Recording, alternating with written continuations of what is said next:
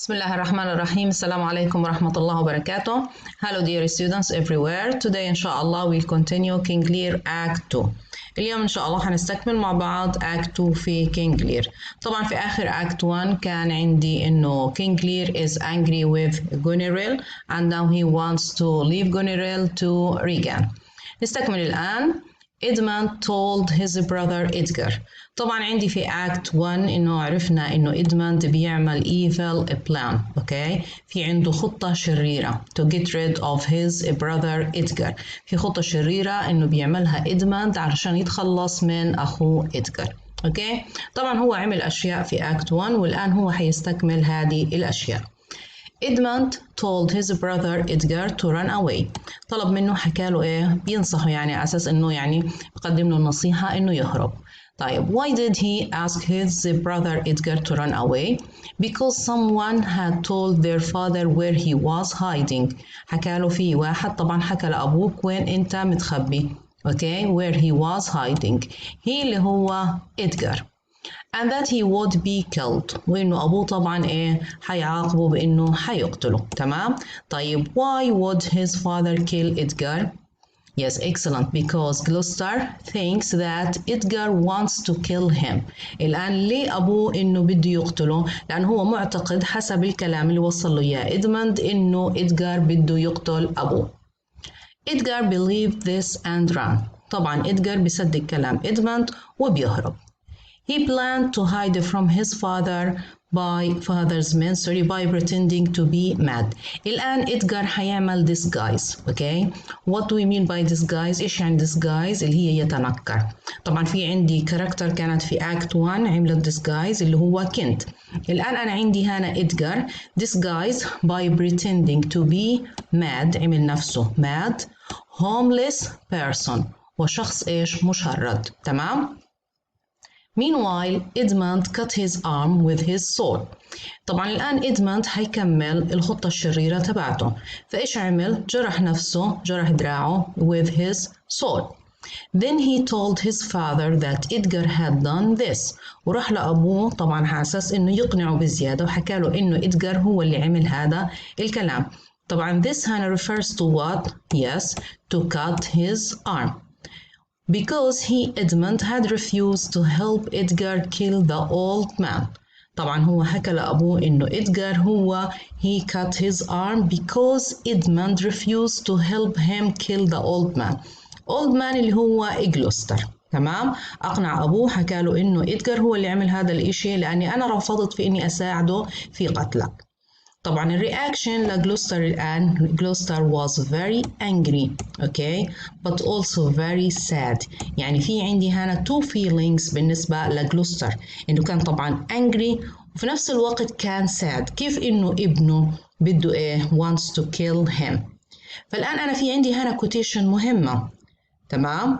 Oh madam my old heart is cracked. It's cracked. Okay. Oh madam my old heart is cracked. It's cracked. Who said these words? عندي هنا he told Regan. He told Regan. طبعا he اللي هو Gloucester. Who said these words? اللي هو Gloucester. To whom? To Regan. تمام؟ طيب why was his heart cracked? Or first what do we mean by crack? إيش يعني crack هنا؟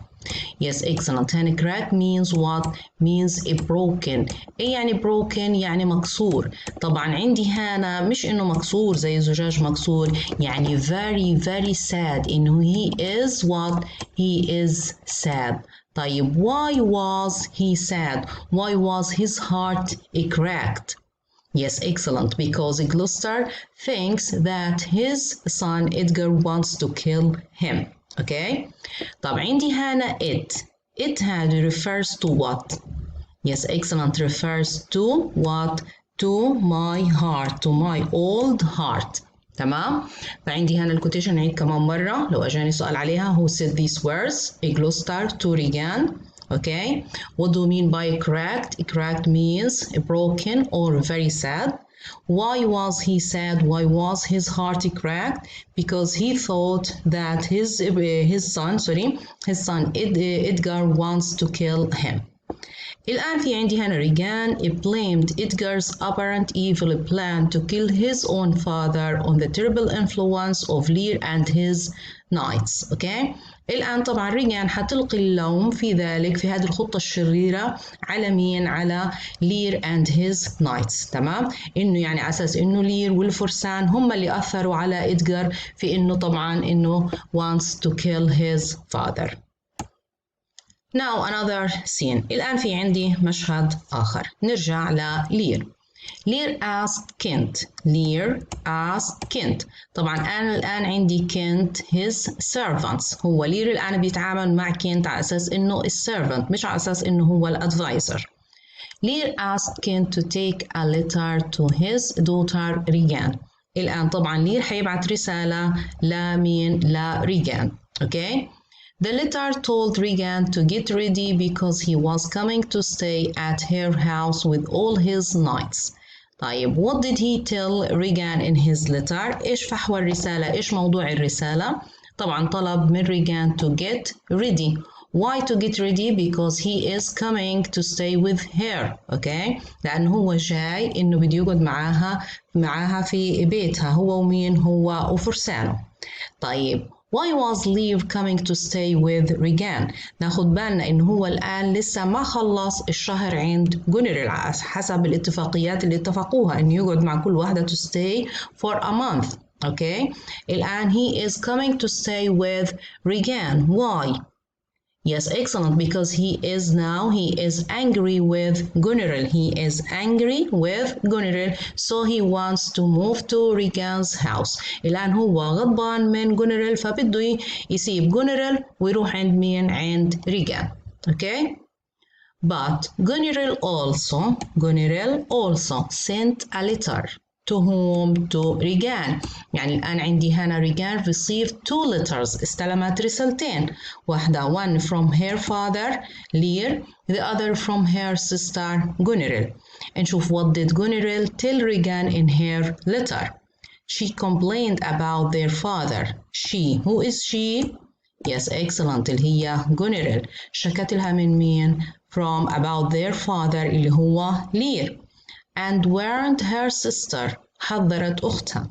حذرتها من إيش؟ That his men were noisy and expensive. حكت لها إنه الرجال تبعونه اللي هم النايتس مالهم noisy بيعملوا فوضى and expensive ومكلفين. Okay? فالآن وصل عندي لريغان. Regan received 2 letters, one from Lear and the other from Gunneril. Okay? الآن طبعا إحنا عنا في هاي البلاي في عنا حيكون letters كتير نحاول إن نفرغهم في جدول زي هيك. تمام؟ لحتى الآن صادف عندي في البلاي 2 letters. عندي الجدول هذا حنعمله عنا هنا from to about messenger. مين اللي بعت الرسالة لمين وإيش فحوى الرسالة ومين اللي حمل أو وصل الرسالة. طبعا الآن في عندي 2 letters from Lear to Regan. What did Lear tell Regan in his letter? To be ready as he's coming with his knights. تمام؟ طيب عندي هنا المسنجر تبع Lear's messengers اللي هو Kent. Okay? The other letter from Gunneril to whom? To Regan.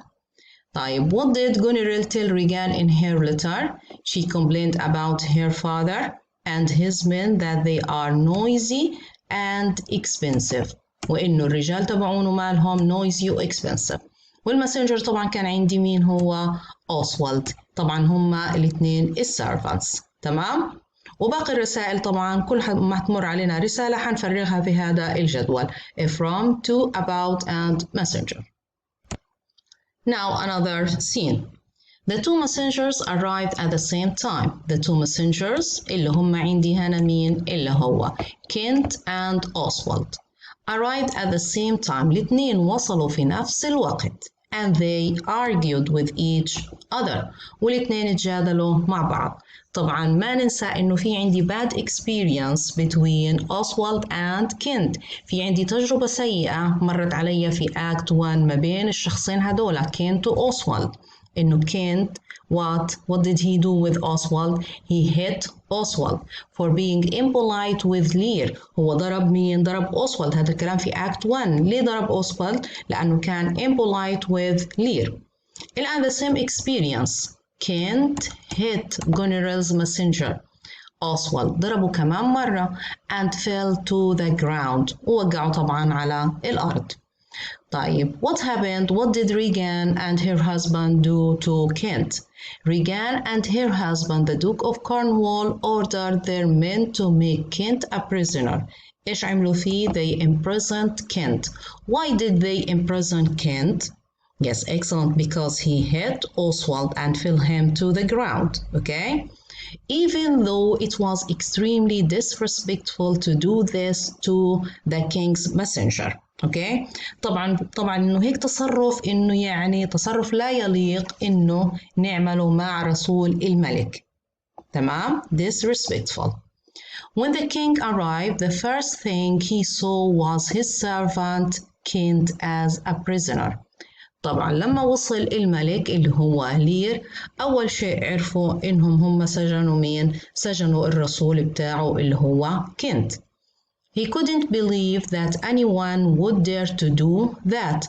طبعا ما صدق إنه في حدا ممكن يتجرأ دير اللي هي يتجرأ إنه يعمل هذا الإشي to his messenger. Okay, to do this. This اللي هي what refers to what? Yes, made Kent what? A prisoner. He demanded to see his daughter and her husband. طلب إنه يشوف مين؟ Regan and her husband. But he was told they were too tired to see him. لكن حكوا له إنهم هم متعبين جدا ولدرجة إنهم مش قادرين يشوفوه. يعني they refused to meet whom? To meet Lear. رفضوا مقابلته. Then he saw that Goneril was already there. بعد هيك اكتشف إنه Goneril كانت موجودة هناك. Where is there? Yes, excellent. At Regan's house. سبقته لبيت مين؟ لبيت Regan. طيب, why did Goneril come to visit her sister Regan? نشوف ليش Goneril إجت تزور أختها Regan. She had come to tell her sister not to look after Lear. She اللي هي مين؟ Yes, Goneril جاية عشان تحكي لأختها ما تهتمي في لير. تنشيط. تمام؟ Not to look after Lear. Regan later told the king to go home with Goneril. الآن ريغان طبعا حتطلب من لير عدة طلبات. Regan later told the king to go home with Goneril. هاي أول واحد إنه يرجع مع Goneril لأنه حسب الاتفاقية هو إماله he spent just 2 weeks. قدم عندها بس أسبوعين. She told him to send away 50 of his men وطلبت منه إنه إنه يطرد 50 من رجاله. Okay, and asked Goneril to forgive him. وطلبت طبعا من Goneril إنها تسامحه to forgive him. اللي هو مين؟ اللي هو Lear to forgive him. Why? For being angry and thinking too much of himself. لأنه غضب ولأنه كان يفكر بنفسه كتير لأنه شخص أناني. Okay, فالآن في عندي 2 things Regan asked her father to do. What did Regan ask Lear to do? Number 1, go home with Goneril. Number 2, send away 50 of his men. Okay, الآن نشوف what is the reaction of Lear. Now the king reminded Regan that he had given her half of all his land. الآن نشوف اللي صار في لير. طبعا اللي صار فيه من عمايل يده. The king reminded الملك ذكرها قالها أنا يا ريغان أنا أعطيتك نص المملكة and asked her to let him stay. وصار الآن طبعا في موقف ضعيف بيترجاها إنه تخليه إنه يضل with all his men. قالها خليني أضلني مع كل رجال يعني ما بده أي واحد منهم إنه to send them away. Regan said that even 50 men were too many. Regan إيش حكت له؟ قالت له أصلا حتى 50 كتير. She would accept only 25. قالت له أنا بس بقبل بقد إيه؟ ب25. Okay. So Lear said that he would go back with Goneril. حكى لها لا أنا بدي أرجع مع Goneril. Why? He said that she must love him twice as much as Regan. She must love him twice. قالها أكيد إنه Goneril بتحبني ضعفك قدك مرتين. طيب why did Lear think that Goneril loves him more than Regan? Yes, excellent. Because she would allow him 50 nights instead of 25. طبعا شوفوا لوين السذاجة عند لير.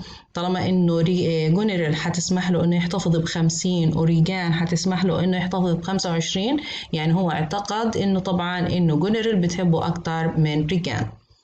Then the sisters said that really he didn't need 10. حكوا له اصلا حتى انت مش محتاج 10 or 5 or even 1 ولا حتى أي واحد. يعني الآن صفى لير without any one of his knights. في البداية كانوا 100 كانوا 100 أوكي، بعد هيك صار على 50، بعد هيك اتفقوا صار جدال على 25، بعدين 10، بعدين 5، بعدين 0 أوكي. The king now realized. الآن أدرك طبعا it is too late. الآن بالنسبة له الوقت إيش اتأخر جدا في إنه يدرك هذا الكلام ويفهم اللي فهمه الآن. That giving away everything had been a terrible mistake. إنه يتنازل عن كل شيء، عن كل قوته، عن كل مملكته، كان خطأ فادح. A terrible mistake. Why? Because he had lost all his power. الآن هو ما له أي سيطرة، فقد كل قوته، فقد كل سيطرته. وإيش كمان؟ What else? What did he realize? And that his two older daughters felt no love or kindness for him. والآن اكتشف طبعا وتأكد إنه البنتين تبعونه ريجان وجونيرال ولا واحدة فيهم بتحب أبوها بشكل حقيقي. Okay? Now Lear realized two things. الأول حاجة اللي هي giving away everything had been a terrible mistake. وإنه he had lost all his power. Okay? And his daughters felt no love for him. الآن إيش بده يصير مع لير؟ It was night time. الوقت ماله؟ وقت بالليل. And a terrible storm was just beginning. الوقت بالليل والآن في عنا إيه؟ عاصفة. طيب إيش بصير؟ Gunnerill and Regan offered shelter to Lear. قدموا طبعا مأوى بس للير، إنه بس لير بإمكانه إنه يبقى. But not to any of his men. مأوى بس للير. Shelter only for Lear, not for his knights. الآن what happened to Lear? How did he feel? He felt he couldn't stay with either daughter. حس نفسه مش قادر يقعد مع ولا أي واحدة فيهم، يعني مش طايق ولا واحدة فيهم. So he went out into the storm. فهج طلع في العاصفة. طبعا except whom؟ طبعا اللي هيلحقوا الأشخاص اللي هم فعلا بيحبوه. Okay? Alone except for Kent and his old fool. Now Lear is in the storm with Kent and the old fool. عندي هنا the old Earl of Gloucester felt sorry for Lear. طبعا مين أكتر واحد الآن بيحس بمشاعر لير؟ اللي هو جلوستر. طيب why جلوستر؟ ليه جلوستر بالذات؟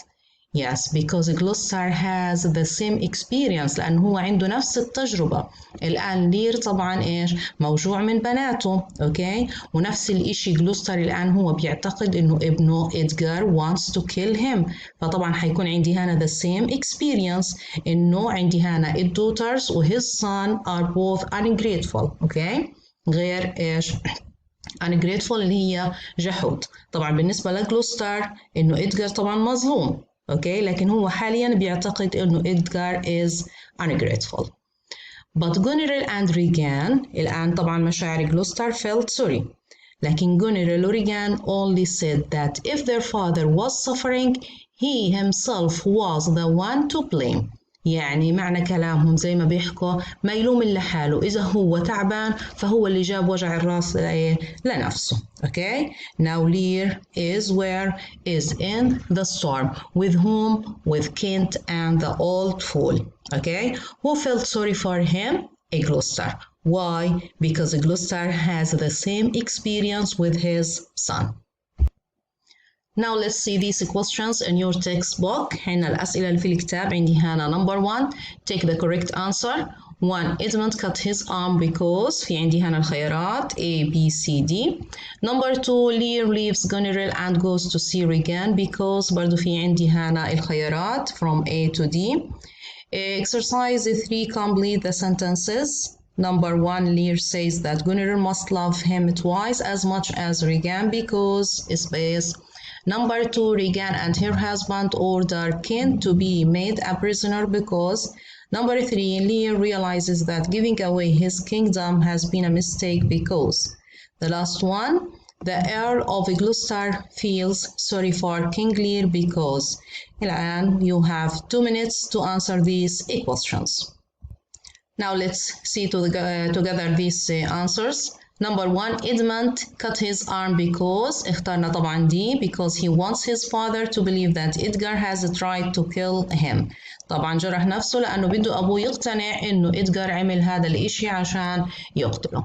Number 2, Lear leaves Goneril and goes to see Regan because. ليش ساب لير طبعا Goneril؟ عندي هنا C, he is angry with Goneril.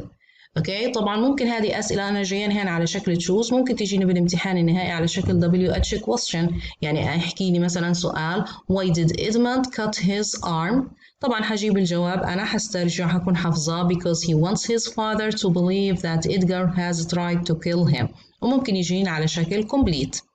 نفس الاشي the same thing number 2 يحكي لي مثلا why did Lear leave Goneril and go to see Regan؟ Okay, حاحكي لي because he is angry with Goneril. Number 3, complete the sentences. Lear says that Goneril must love him twice as much as Regan because. بحكي لي لير حكى إنه Goneril أكيد هي بتحبه مرتين قد Regan، ضعف Regan. ليه؟ Because she would allow him 50 nights instead of 25. برضو ممكن يجيني على شكل WH question يحكي لي why did Lear think that Goneril loves him twice as much as Regan. Number 2, Regan and her husband ordered Kent to be made a prisoner because what؟ ليش طبعا حبسوا ريغان وزوجها حبسوا كنت؟ because he hit Goneril's servant Oswald، لأنه ضرب مين؟ ضرب Oswald. Number 3, Lear realizes that giving away his kingdom has been a mistake because. بحكي لي الآن لير أدرك إنه التخلي عن مملكته كان خطأ فادح. ليه؟ because he lost all his power، هي number 1، and his daughters felt no love for him. وبرضه ممكن يجيني على شكل WH question. Number 4, the last one, the Earl of Gloucester feels sorry for King Lear because. طبعا عندي هنا he is out in the storm with no shelter، لأنه الآن هو في العاصفة بدون أي مأوى، وممكن أحكي because he had the same experience as Lear، لأنه عنده نفس التجربة مثل لير. وبهيك بنكون أنهينا أكت 2، لكن ما أنهينا حكاية لير مع بناته، ولسه في أحداث كتيرة في الانتظار. That's all for today. See you later in another video إن شاء الله. Till then, take care and have a great day. إلى اللقاء.